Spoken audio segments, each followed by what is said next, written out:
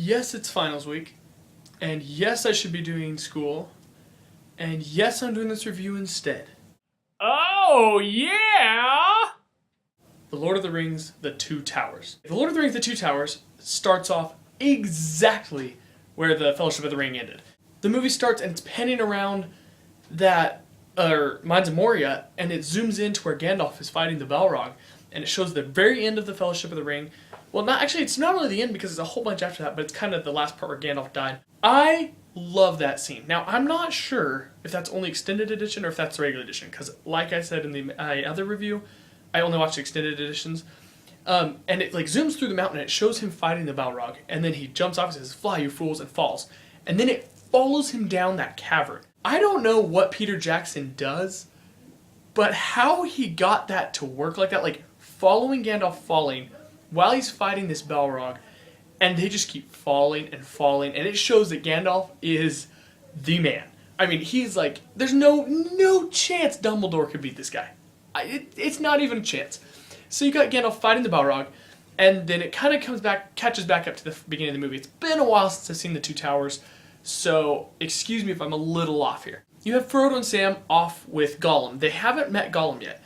This is where they're kind of like running around. They kind of finally figure out that Gollum's there, end up capturing Gollum and bringing him along with them, and he's going to lead them to the Black Gate, is the way to Mordor, is what he says. And then you have Aragorn, Legolas, and Gimli chasing after Merry and Pippin and the Uruk army. And that's my favorite part of this first beginning of the movie, is that chase with Aragorn and them, because the cinematography in this movie is outstanding like the first one.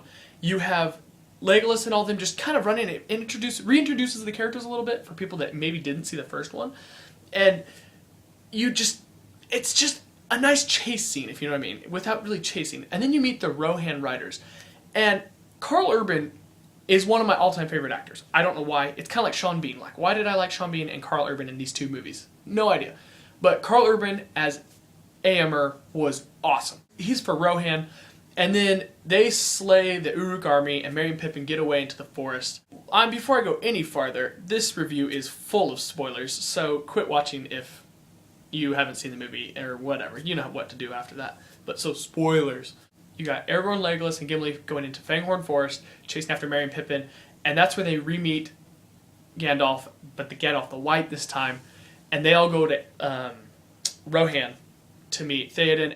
That whole scene with Theoden and all of them is just intense.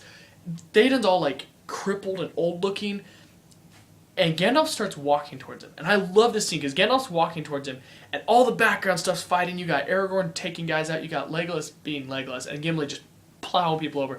And Gandalf's just walking straight towards Theoden. And Theoden starts like, quivering maybe? And he starts like talking to Saruman the White through Theoden because he's controlled by him.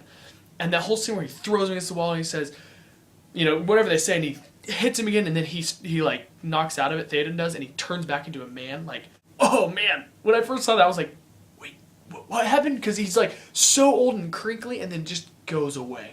And it still looks great today. Usually things like that kind of look stupid after a while. No, it still looks good. Grima Wormtongue in this movie is creepy as all get at. He has no eyebrows. He's just creepy. And you get introduced to Arwen, who no, not Arwen, Éowyn. You get introduced to Éowyn, I really like Éowyn I really like all the characters in these movies, but I like Éowyn's character because she's really like trying to find that man that she likes, and she finds Aragorn, and then she finds out he's with somebody, so she's like, oh, I don't have a chance with him. And I just like how it kind of goes down. Once the others get to Rohan, they decide to go to Helm's Deep. Well, they don't decide. Theoden decides. Aragorn is against it, and they're on their way, and that warg attack is just awesome. You got Legolas just sniping these wargs from way away, like 150 yards with a bow, just dropping them. And then that battle is just awesome. And then Aragorn goes off the cliff. You know he's not gone because that would just be stupid, killing off the lead character like that if you hadn't read the book. But you kind of think he might. They get to Helm's Deep finally, and they're starting to build up a defense against the army of Saruman. Now, let's get to Saruman real quick. Saruman builds an army here that is probably the biggest, baddest army you've ever seen. He builds this army of 10,000 at least. The reason people didn't like the Two Towers as much as the first or third one is because of the Ents. You got Treebeard and all his Ent buddies and Merry and Pippin. Like, it's a really slow scene. I personally could watch it all day long. I wouldn't care. But a lot of people didn't like it. I found the second movie the perfect fit in between the first one and the third one. And this is really hard to explain, but it's like the first one set the bar this high. The second one put it like right there, but didn't make it good enough that the third one couldn't be better. Too many movies, and I'm going to call out The Dark Knight right here. The Dark Knight was so good, it was impossible for the third one to beat it. You know, it just was. And this one, The Two Towers, was good enough that you weren't disappointed at all, but yet it left room for The Return of the King to be better. So I thought it did a great job. And then after all this boring Ent stuff that goes down, you finally get to the Battle of Helm's Deep. Now, Helm's Deep is the best battle in all the movies. You can't argue it. And there's the toilet again. This sucks being in a dorm room sometimes. But you got the Battle of Helm's Deep. It is just an epic battle. You have everybody. You got elves there, you got men, you got Gimli, so a dwarf, and you got the counter going for the Gimli and Legolas. They're having that competition. They're shooting and axing away, counting as they go. I really liked that. It added some more humor. They added really clever humor here. I mean, there's nothing to really talk about the Battle of Helm's Deep, but it's just epic. Gandalf coming down that hill at the end is just priceless. Like, that's one of those things that you can't explain to people. You just have to watch the movie to just see Gandalf just coming down the hill. The sun comes over, and Éomer and the Rohan Riders just wipe out the orcs. And in the extended edition, the Ents actually come and circle the orcs. So when they leave, they retreat into the forest, and then a second later, you see all the trees like moving around and killing orcs. I thought that was great. They left it out of the original because just time.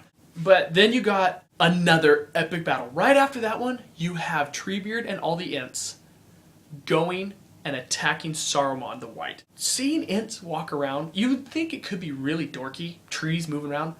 They are awesome. They grab huge boulders and they're throwing them. They're just grabbing orcs and just stomping on them and throwing them down. And it's just awesome. And they flood Isengard, and Saruman is stuck in his tower. And that's kind of where we leave Saruman.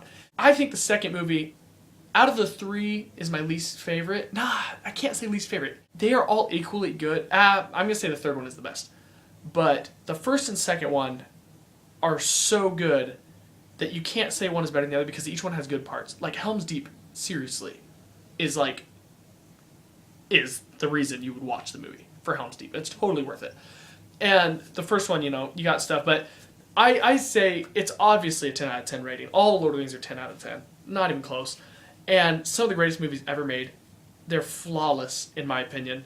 If you could point one thing out that you thought Lord of the Rings messed up on, besides some things maybe like CGI that is now bad, because that's, that happens. So even then, though, if you want to point that out, go ahead. But, I want to know in the comments below what you didn't like about Lord of the Rings, if there is anything. If not, cool. I'm going to give a shout out to my friend Steven right now.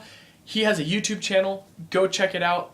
We're kind of YouTube friends. We've never met in real life, but I would say we're good friends over YouTube and Facebook. So subscribe to his channel. It's down below. He does videos every Monday or so. He also does great drawings and comic book drawings. He'll create redraw Spider-Man or Batman or whatever. And they're awesome. I actually have a couple on my Facebook wall if you check that out. So subscribe to him. He does reviews also. Subscribe to that channel. Subscribe to my channel. Share it with people. I want to get as many subscribers as possible. Comment below. Let me know what you thought of the video. I'm going to try and get my Return of the King video in before Thursday. It's going to be so hard with finals. If not, I'm seeing The Hobbit at midnight. Booyah. What do you guys think about my new arrangement? Yeah, it's classy, huh? Fight Club. Pulp. Raging Bull. Cabin in the Woods. There Will Be Blood. Taxi Driver. Lord of the Rings. And The Sound of Music. What a collection.